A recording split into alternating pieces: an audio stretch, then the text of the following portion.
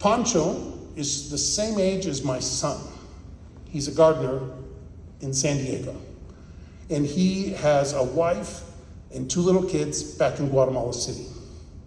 He came to this country to provide a dignified existence for his family back in Guatemala. He paid a coyote, a smuggler, $13,000 to come here to work. How many gardens do you think he has to tend to come up with $13,000? He recently shared with me that he's going to go back to Guatemala and come back again later. I said, oh my God, why risk it? Because where's he going to get another $13,000? And the risks of being arrested, the risks of engaging the smugglers and the bad guys all along the way. But these are the realities of the region. So it's frustrating to me in our organization when we talk about immigration in terms of it's just security at the US-Mexico border. It's not security at the US-Mexico border. The US-Mexico border is just the sideshow that is created so we don't address the problem. The only way we're going to address this problem and come up with real solutions is to invest in foreign aid and foreign direct investment in those countries. And we shouldn't do it alone. The Canadians should join us, because the best thing they have going for immigration controls for their country is they have the United States fighting it and they're not doing anything. So they should have to help. In our congressional delegation in the state of Texas, you should be very proud of Henry Cuellar, Joaquin Castro, and Veronica Escobar. I'm not talking about their personal lives or anything like that. I'm talking about their work in bringing sane policies and investment dollars to the US-Mexico border region.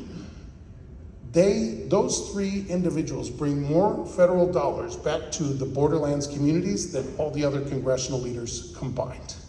So keep electing them to office, because in the borderlands, we need them more than ever, because in California, our congressional delegation goes north and south.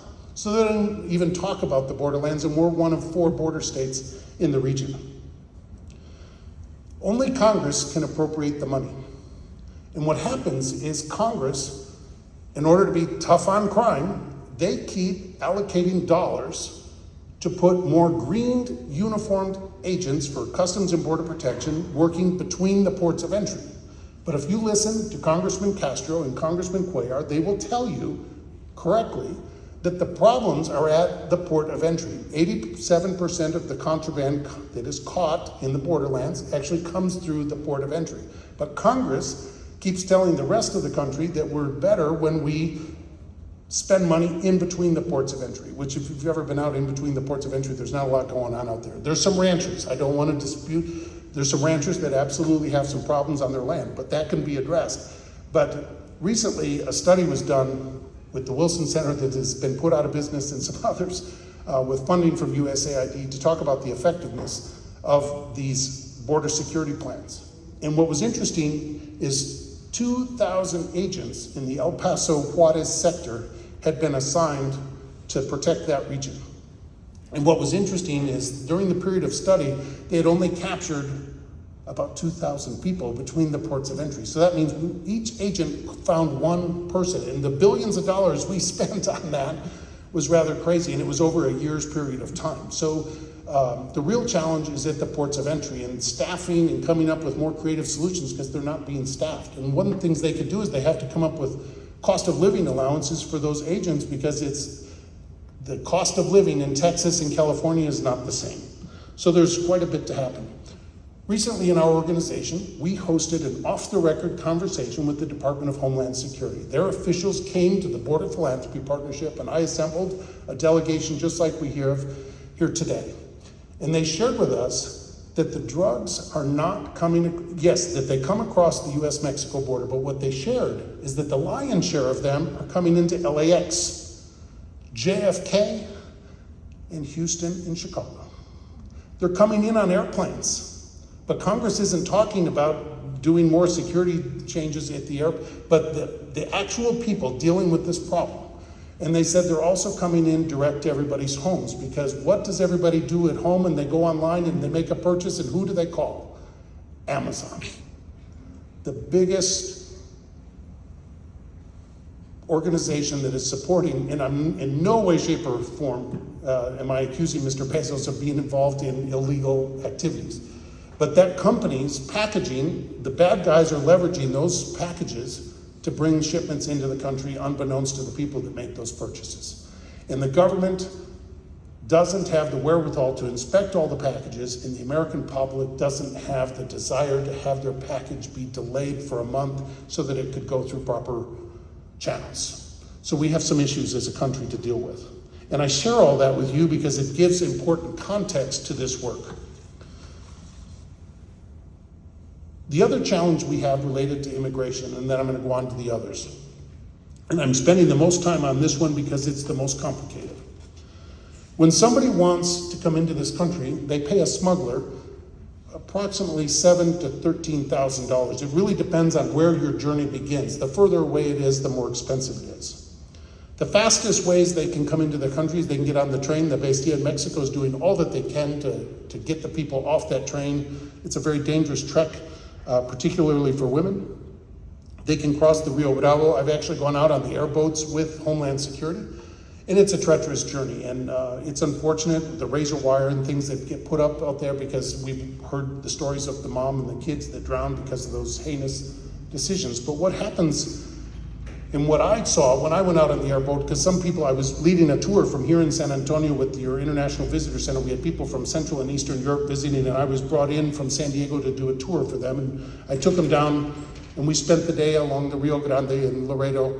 And we went out on the airboats, and two of the people refused to go. They accused me of organizing a Disneyland ride, which I was shocked that they thought I was doing that, but it was an important perspective to have. And what I shared with them is the reason I went was not because it's a Disneyland ride, but I wanted to experience what it was like to be out on the Rio Bravo, just like the migrant is. And what I saw was muddy banks that prevent people from getting out of the water. What I saw is currents that were flowing at such a rate that the people, if they're not a good swimmer, they're not going to make it. What I saw was a depth of water that was so challenging that if they panicked, they're going to drown. So to me, it was never a Disney ride, but it was a human experience to put myself in the shoes of the migrants, and what I saw I didn't like. And so the reason I tell this story is because we have to create humanity. When we can create more humanity, which is what philanthropy is about love of humankind, we can actually come up with some better policies and make some better decisions. So you can walk the mountains, you can get on the bangas, which are the boats where they put 40, 50 people on a boat that should hold no more than 20. One just capsized in San Diego off the coast of Del Mar a week ago and everybody drowned. Or you can do it another way. If you are wealthy, you can come into our country. If you can invest $500,000 and open a business that employs 4 to 8 people, it could be a bar, it could be a restaurant, it could be a laundromat, it could be anything. You can go to the front of the line. And Congressman Castro talks about this a lot, and he's also part of the reason I share this story. So somewhere between having $500,000 and going to the front of the line and getting a visa from one day to the next, to Pancho, who's coming here in an illegal capacity, he has to wait 20 years. So somewhere between 20 years and next day is a better answer. I'm not saying it's a month, I'm not saying it's 6 months, but somewhere between 20 years and next day is a better answer. And unfortunately, most of the people have to wait 20 years, and that's why we have a problem with undocumented people in this country, because there's no legitimate way to get you here without waiting a lifetime. And when you have hungry kids and a wife that needs help, you're not going to wait 20 years, because you can't wait till you're 45 years old to solve a problem for your family. It just doesn't make sense. Let's move on to education, because I want to get to the panel. There are amazing things. I'm glad Consul General mentioned all the great work, and Louis did well in his introductory remarks about the work of education between the two countries. The borderlands can certainly lead the way. Our region is bilingual, it is binational. We have a workforce that is dynamic and engaging, and we need to be preparing our students for work in all the latest industries, whether it be in the environment or in nearshoring or however it's going to be. There are universities across the United States and Mexico that are just doing amazing work. UDEM, UNAM, the Tec de Monterrey, COLEF, the UABC, the the Universidad Autónoma de Nuevo León in Ciudad Juárez, ITAM, the University of Texas, Arizona State University, University of Arizona, TAMIU, Texas A&M International, UCSD, UCLA, UC Berkeley, UC Riverside, New Mexico State University, Northern Arizona University, UTEP, The Catholic University in San Diego State, the community colleges across our region, they are at the forefront of this activities. UTEP was the first university in our country that allowed in-state tuition to be designated to Mexican citizens living on the other side of the border. Diana Natalicio was at the forefront of her trade and craft in doing remarkable work, and those very decisions are now being implemented in California, which is amazing for our people, because those of us that live in the borderlands, we understand that el otro lado aún es parte de nuestra comunidad. In the area of health, Mexico and the United States are inextricably linked in the area of health. The U.S.-Mexico Border Health Commission is an amazing and important institution for our region. During the pandemic, the Trump administration, and I'm not picking on the Trump administration, but they made a decision to shut down the U.S. section for the Border Health Commission. The Mexico section of the Border Health Commission, run by a good friend of mine, Doctora Gudelia Rangel, who's a university professor of COLEF, is extraordinaria, aún es la mera mera in the commission.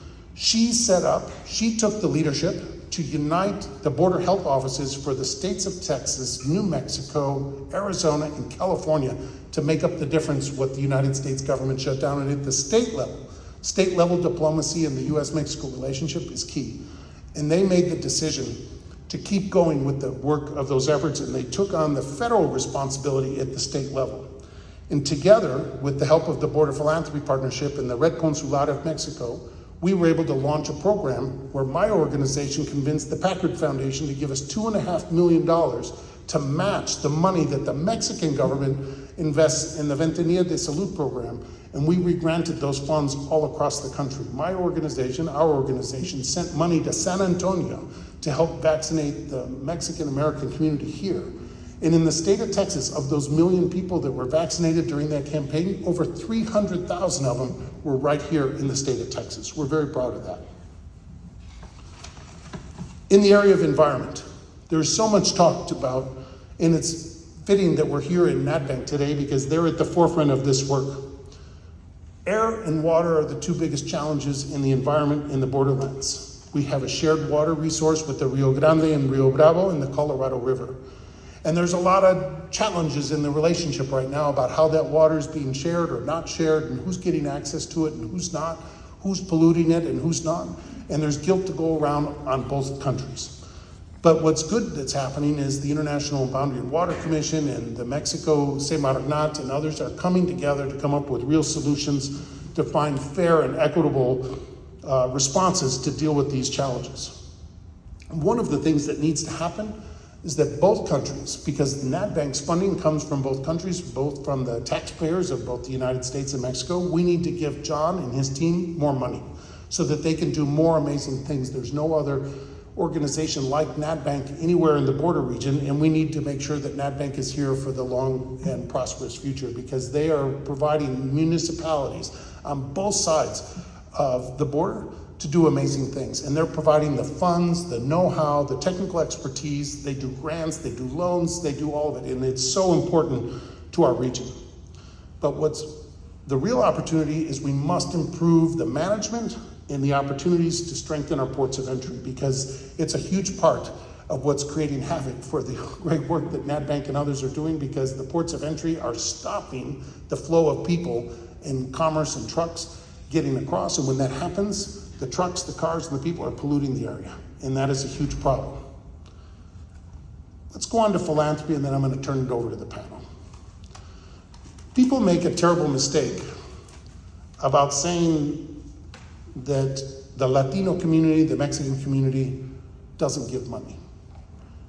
For 31 years, I am living proof. If this white guy that grew up in Illinois and went to school in Indiana and studied abroad can raise millions of dollars in the Latino community, the people that are Latinos should be able to raise even more. The people that make the wrong decision or the wrong assumption that the Latino community isn't generous do so at their peril. The Latino community is one of the most generous in the world. And just like any other community, you have to understand what they want to support. And when you listen to them and you engage with them and you find out what inspires them, to make a difference in their community. And a lot of people that look like me will say, oh, they're just gonna say they wanna support their family. Well, that's a wonderful thing because their families are huge, because they count the primos and the tios and the tias, and they have families that make Americans look very poor because you couldn't even hold Christmas in this room. It's not big enough. You need the whole building.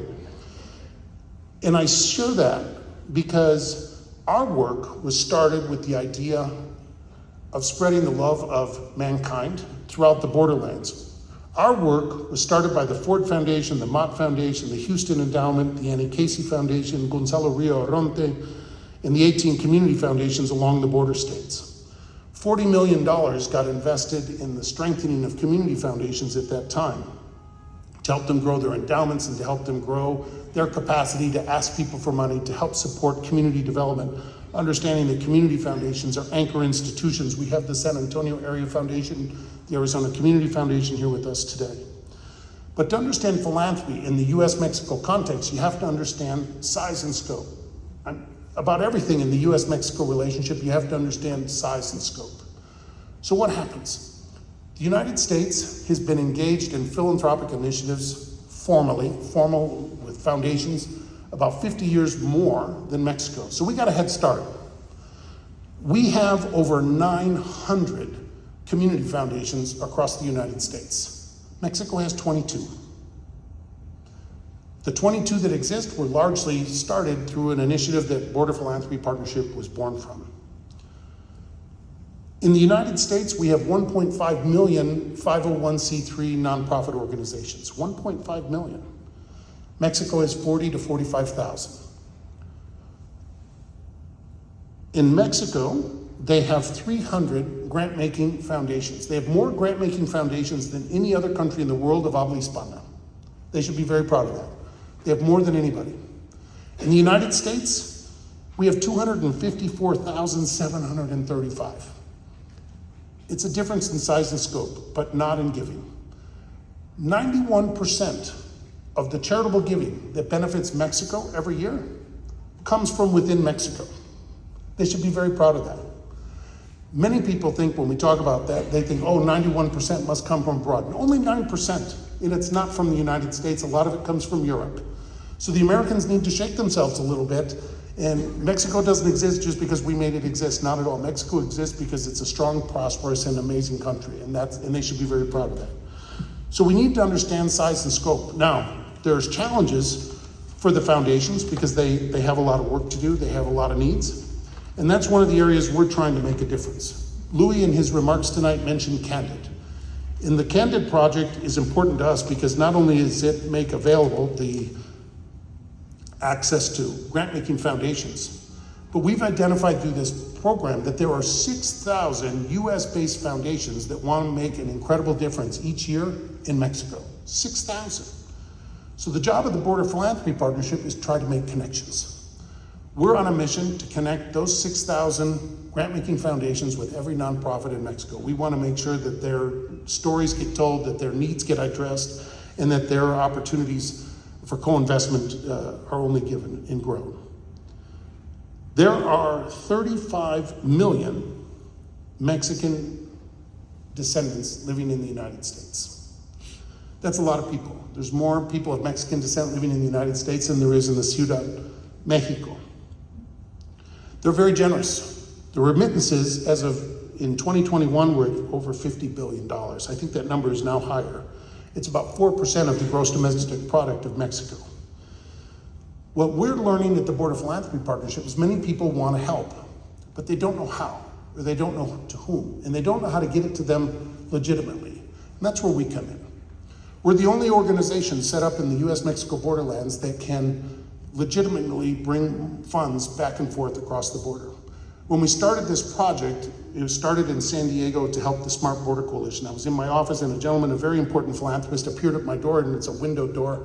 And I said, I gotta go. I was on the phone. I said, I gotta go. Malin Burnham is standing outside my door. There's buildings all over San Diego named after him. And he said, Andy, I need your help. And I said, what's that? He said, I need you to be our sponsor so the Smart Border Coalition can exist. We have 20 members on both sides of the border. We make annual contributions, but I need someone to help facilitate that. I said, I think we can help you.